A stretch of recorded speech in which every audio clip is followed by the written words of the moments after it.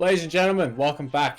This is a bit of a different video than normal, but it's a video nonetheless, so stop your whinging. I thought that I would put together a small list of what I consider some of the best first P-plater cars that are out there at the moment. Of course, things are always getting more expensive, and especially the second-hand car market is quite pricey at the moment, so I thought I would get a few good deals that are under 15k. And without further ado, let's jump into it. Alright, first on the list, we have a piece of German engineering. It is the Golf GTI, of course. This one here is a 2012. You're looking at slightly under 15k. This one is automatic, although your manuals are out there. I'm sure you could find one for a similar price range, but do expect to pay a little bit more for your manuals. This car here, it's a 2-liter turbocharged 4-cylinder. It's one of the only turbocharged cars you can get on your P plates. There aren't very many out there, of course. Depending on the state you live in, of course, the rules are a bit different. I'm personally in Queensland. Can't really have too many turbocharged cars, but this is one of them. You're looking at 155 kilowatts of power, which is pretty decent for a car considering it doesn't weigh too much. Your interior is pretty modern. It has definitely got some decent seats in it. You can definitely upgrade through aftermarket support for that head unit. Decent boot space, whatever, you know, pretty much the usual. But there's definitely a decent aftermarket support for these guys. Considering it's German, European, they love to mod their stuff just like us.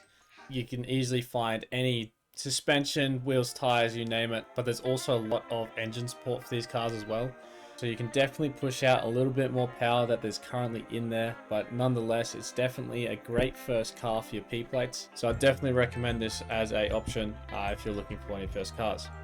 Moving on, we have of course the Honda Accord Euro.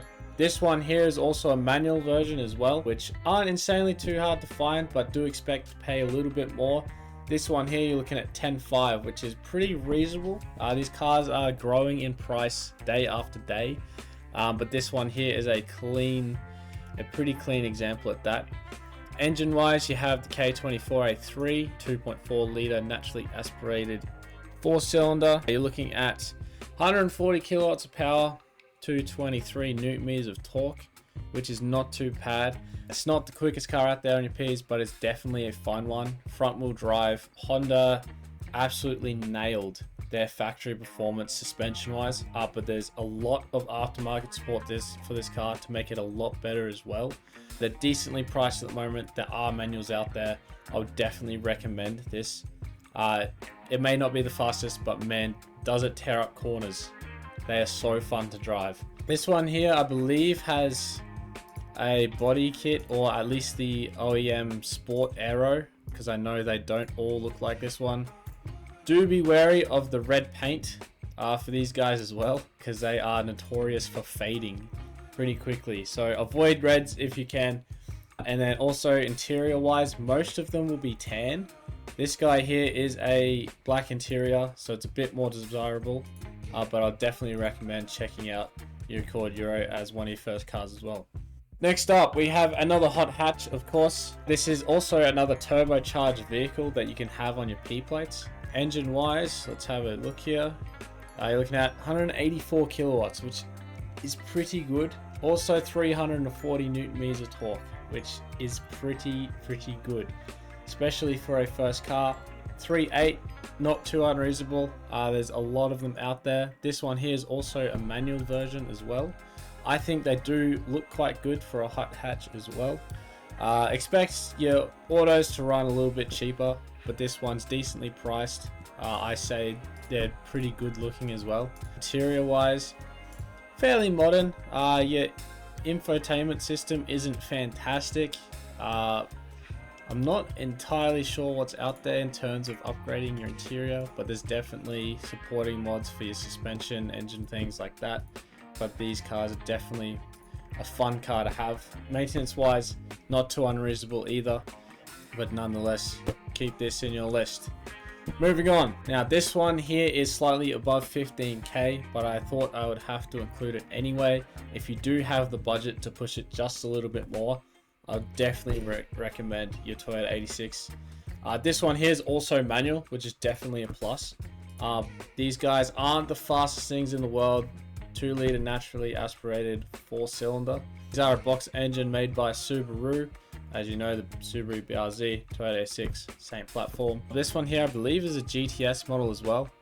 Interior wise, definitely a very good looking one. Infotainment system, there's plenty of aftermarket head units and things like that. But these cars, not the quickest, but of course, as everyone says, they do handle well. I'll definitely recommend, if you have the budget, to push for one of these guys. There's a decent aftermarket support as well. This guy here, manual, engine wise, of course you got the FA20, 147 kilowatts of power, so pretty similar range to the Accord Euro, except this guy is also rear wheel drive, which is definitely a plus. Not the most insane amount of torque, 205 newton meters, but they are definitely a lot of fun. Basic suspension mods, basic wheels, tires, head straight to the track and have a great time. So definitely keep this one in your list. And of course, we have to have the Bogan's choice. You can't have a list without one. Of course, we have the XR6 and the Holden Commodore. If you're going for an XR6, get a Series 2 or a Mark II FG. Main reasons why: the auto box is a lot stronger. They're the 6-speed ZF, which is a German transmission. They're bulletproof if you look after them. The ones before them in automatic, the 5-speed in the FGs or the 4-speeds in your BABF, they're not that great.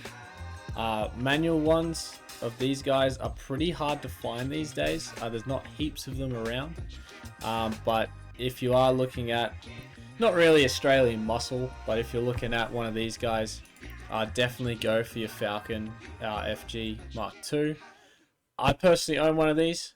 It was definitely one of my favorite cars to own. They're very, very comfortable to drive. The seats inside are absolutely amazing. However, the infotainment system, if we get an interior picture here, the infotainment system isn't fantastic. The interior is a little bit dated, and you can't really upgrade that screen, unfortunately. I know there are pretty expensive aftermarket options. There's nothing quick and simple, but that's just how Ford designed it, unfortunately. But on the exterior, I think this is definitely a good looking car. There are basic mods out there, of course. You have your basic suspension. I personally had some HSD coilovers, which are super comfortable, made the car feel amazing. But they will always feel a little bit boaty. They are a pretty heavy car. But your Falcons, of course, has the famous Barra 195, which obviously puts out 195 kilowatts of power, not at the wheels, that's from the crank, so expect a little bit of a power loss. They're an inline 6, 4-liter, but these guys are pretty torquey. At just shy of 400 newton meters of torque, these things do launch pretty well.